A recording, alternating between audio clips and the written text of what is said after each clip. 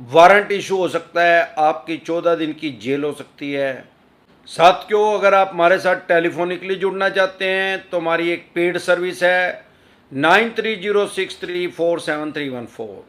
ये हमारा नंबर है और ये हमारी पेड सर्विस है 9306347314। ये आपके स्क्रीन पे कमेंट बॉक्स में नंबर आया हुआ है और ये हमारा व्हाट्सएप नंबर है। इस पर डायरेक्ट कॉल करेंगे कोई नहीं उठाएगा, इसको सेव करके व्हाट्सएप कॉल करेंगे कोई नहीं उठाएगा, इस पे व्हाट्सएप मैसेज करेंगे तो तुरंत प्रभाव से रिप्लाई आ जाएगा आपके पास। आपको पता लग जाएगा कैसे आप हमारे साथ टेलीफोनिकली जुड़ सकते हैं, सारा क्या प्रोसेस है।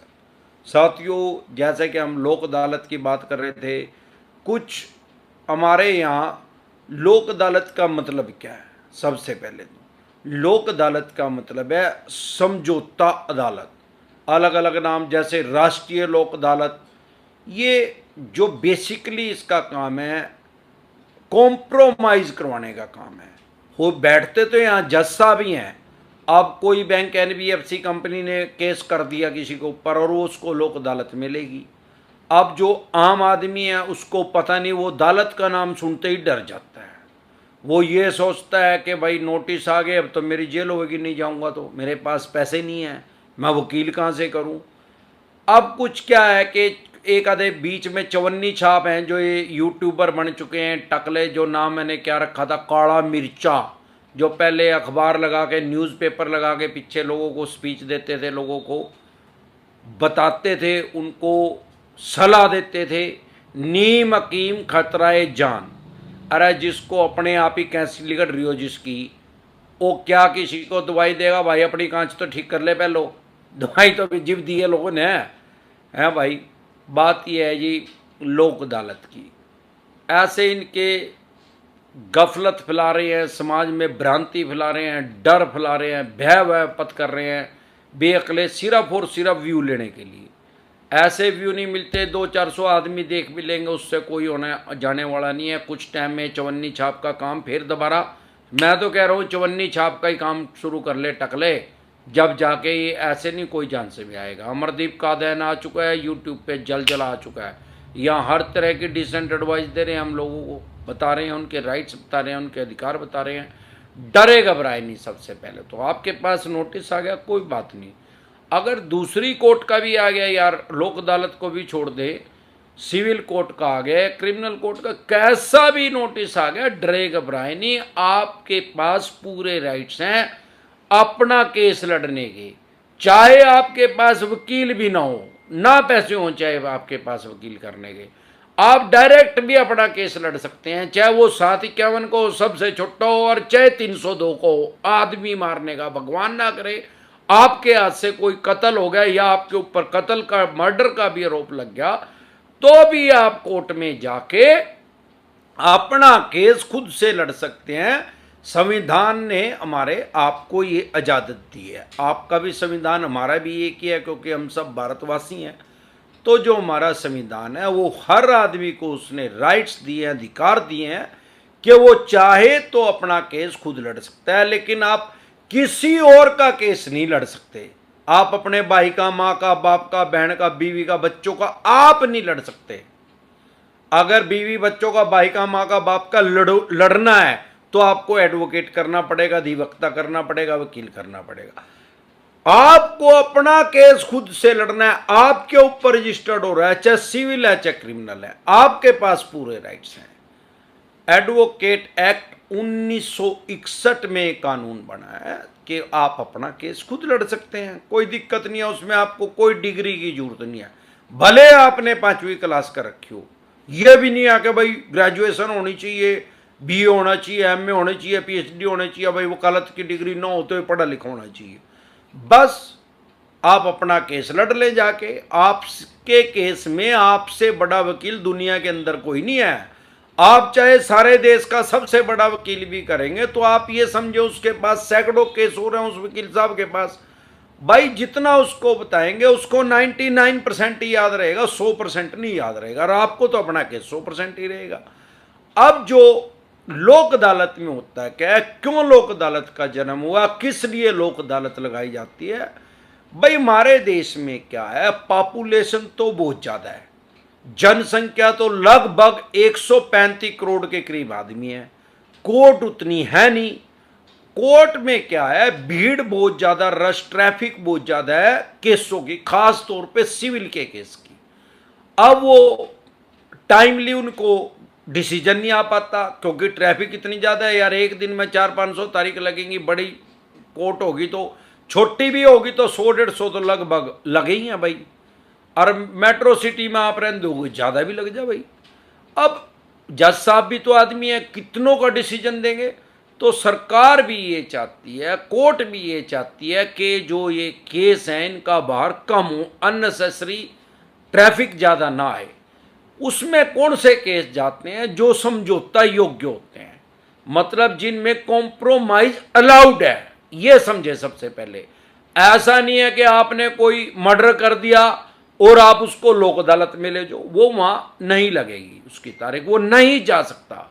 क्योंकि जो 302 का केस है या 307 का केस है, मर्डर का केस हो गया 302 का, या इरादा कत्ल हो गया 307 का, अटेम्प्ट टू मर्डर हो गया, इस टाइप के केस समझौते अदालत में जा नहीं सकते, कॉम्प्रोमाइज के लायक नहीं है, समझौता योग्य केस नहीं है। वहां जा कौन से कह सकते हैं भाई, मकान दुकान जमीन जायदाद का आपस में भाइयों का रोल हो रहे हो, माँ बाप के लो हो रहे हो, कागजी लड़ाई हो रही हो, भाई मेरा हिस्सा कमाया, मेरा हिस्सा ज्यादा है, वो केस वहां जा सकते हैं।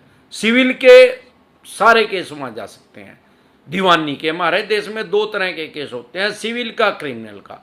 दीवानी का और फौजदारी का, उन्हीं के आगे आगे अलग अलग ब्रांड है। तो आप सिविल का केस लेके लोक अदालत में जा सकते हैं। उसके अलावा एक्सीडेंटल केस जाते हैं, जो मेरे देखने में आज जा सकते हैं क्योंकि वो समझौता योग्य है। भगवान ना करे किसी की टांग कट गई, किसी का हाथ टूट गया एक्सीडेंट में, कोई एक्सपायर हो गया, इंश्योरेंस कंपनी के साथ केस चलो, इस टाइप के केस चले जाते हैं। या इसके अलावा कुछ क्रिमिनल केस भी ऐसे हैं जो समझौता योग्य हैं, जिनमें कॉम्प्रोमाइज हो सकता है, जैसे 420 का, इसमें कॉम्प्रोमाइज हो सकता है। ये भी सेटलमेंट की अदालत में जा सकता है, लोक अदालत में। लेकिन होता क्या है, उसमें पहले प्रक्रिया को समझे भाई। 2 नोटिस इशू करे उसने, बैंक या एनबीएफसी कंपनी के नाम, जहां से आपने लोन लिया, क्योंकि आज ज्यादातर तो लोन की सबसे ज्यादा बीमारी है और हम लोन के ही डॉक्टर हैं भाई। इसको कहता हूं, अगर आपसे लोन नहीं दिया जा रहा, इसको कहता हूं मैं लोन की कैंसर।